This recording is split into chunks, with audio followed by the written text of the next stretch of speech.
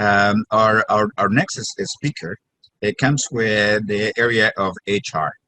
And, Tony has been an instrumental person to work with us in creating and providing this event. And definitely, he has a very good grasp on the knowledge that he presents for the area of the workplace on the diversity, equity, and inclusion. So I would like Tony at this time to, work with us, and definitely go ahead, my friend. Take it away. Thank you. Appreciate that, Samuel. Thank you, everybody. I just wanted to kind of kick off here, as we all, work in business, whether your business is small, whether your business is medium size or large, which is what obviously the government slates us into. Dealing with diversity is always a challenge, and being able to find ways to address diversity, regardless of the size of business that you have, is always important, especially today. We've just seen in the last year why diversity is important. And everybody's got their own story, but I'll just share with you my story. As a juvenile growing up in Bellevue, Washington, let me just tell you, I wasn't, as a child, very welcome. And what I found out later in life is that I just needed a little extra time. I needed a little extra attention to be able to turn the energy that I had into something more.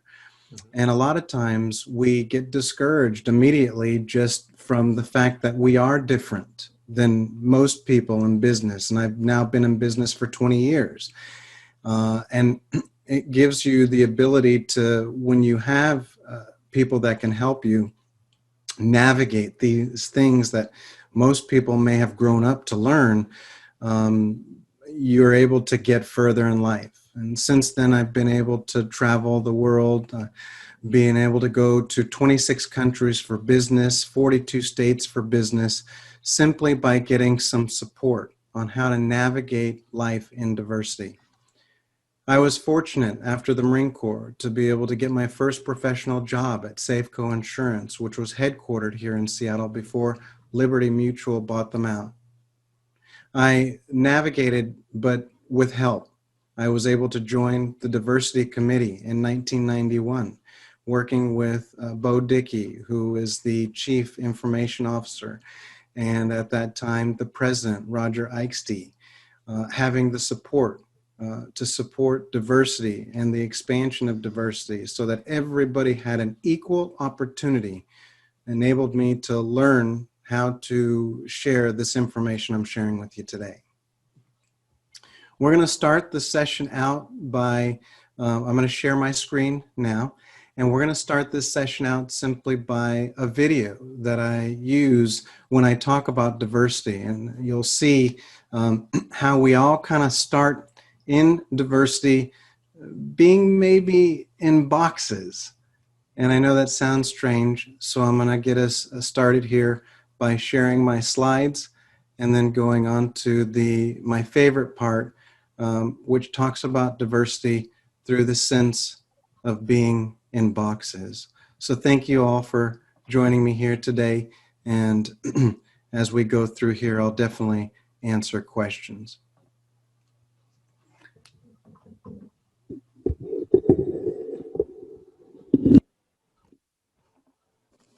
Thank you for joining me on developing diversity in the workplace.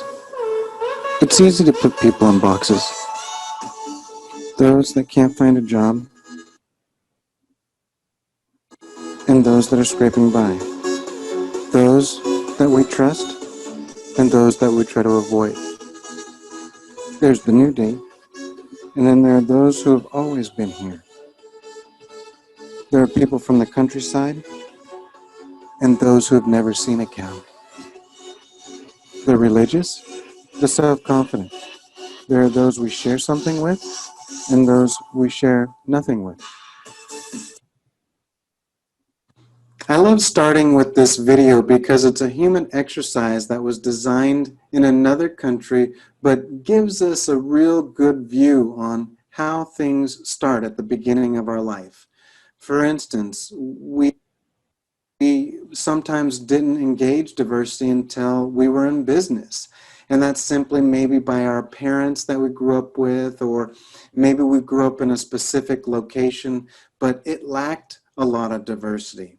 And in this human exercise, we see, as the video continues, how we break out of those barriers simply by engaging in experience, or through a job, or through school, and being able to use that. So the first thing we want to talk about is how to promote diversity.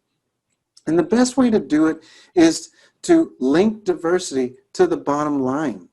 Find ways where diversity can help increase profits, maybe through clients or through the employees. Make diversity a game that helps to boost morale. And I typically always share ways of looking for new markets that our partners may be in, where diversity is their strategic initiative as well. So by developing a diverse workforce, you tap into markets that you never thought you could actually generate revenue through. And the word gets around. Once people know that you have a diverse workforce and diversity is important to you, more markets open up. Many times when you're running a business, dealing with diversity can be tough. So start by removing barriers. In your company or in your corporation, get senior management to advocate for a diverse workforce. Have diversity important at all levels of the company, whether the company in business that you're in is small or large. Having it at all levels will ensure diversity.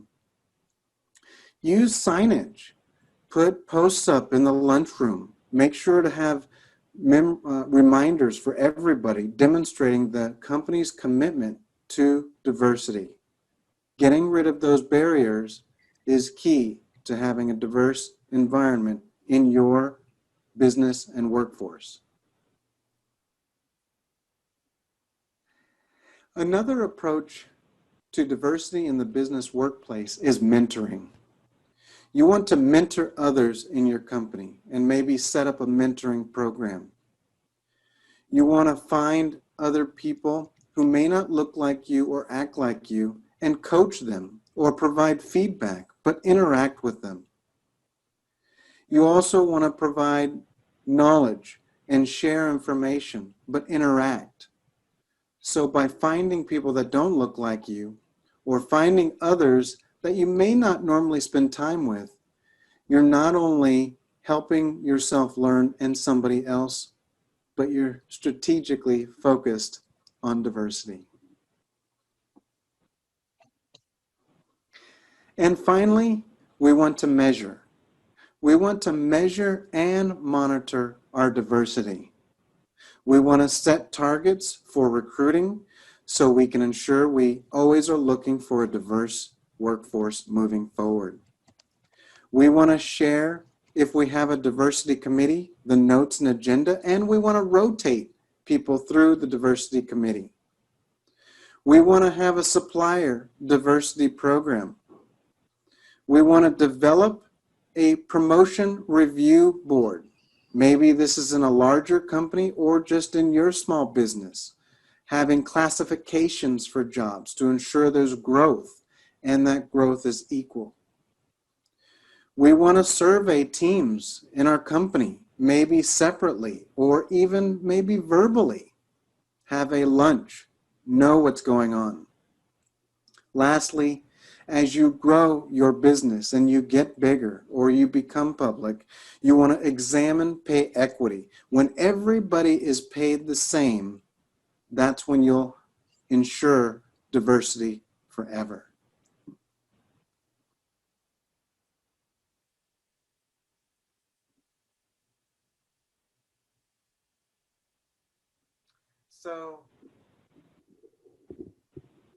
So I just wanted to kind of sum things up here, that as managers or business owners, our job is to help employees feel valued, help employees feel appreciated. We do that by creating a workplace where all employees embrace diversity, not just a segment of employees. We want to make sure that we all become an advocate for diversity at all levels of the organization, and that diversity talks about inclusion.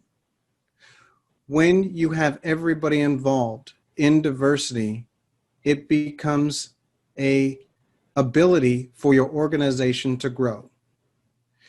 We all know the simple fact that the more people that get involved with decisions, with knowledge, with expanding the business from all different types of life, that you absolutely are able to face the business challenges that are required to be successful. It doesn't matter what size that business is.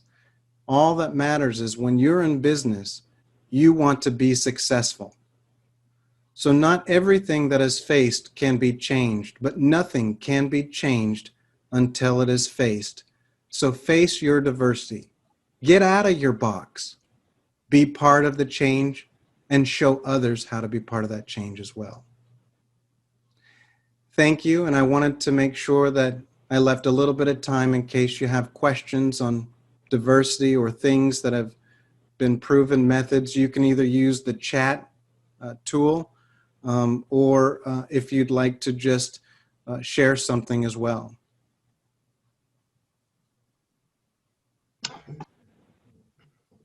This is going to be weirdly fundamental, but this is something kind of profound that has come about with a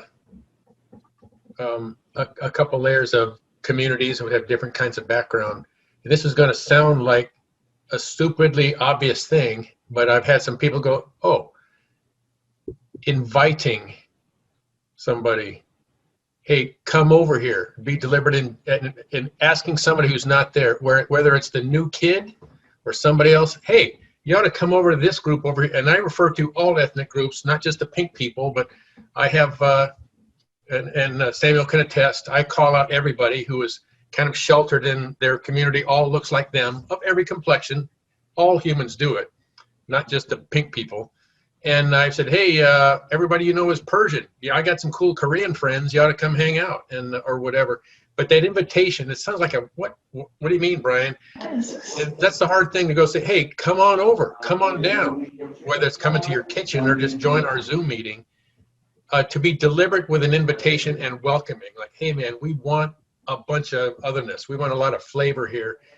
And sometimes people forget, we're so politically correct, we forget to just invite somebody. Hey, come on down. I'd love to have you around. Come meet my people.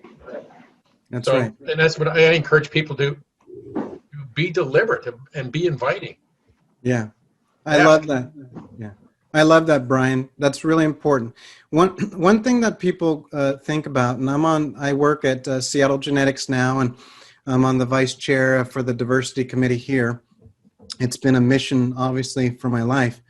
But one of the things I can share with everybody is when we talk about inclusion, I'm not talking about just people who look like me. Diversity is not just me or not just my other friends. It's everybody. Inclusion includes everybody. And in the Marine Corps, we kind of did it really well because the Marine Corps is 70% African American. And we didn't have white, black, other colors. We had either dark green or light green. And that's how I look at diversity. It's a rainbow of colors. It's not just a couple of different colors. If you go to Atlanta, which is the downtown is mostly African American, or downtown DC, you know, I have a lot of friends who are there.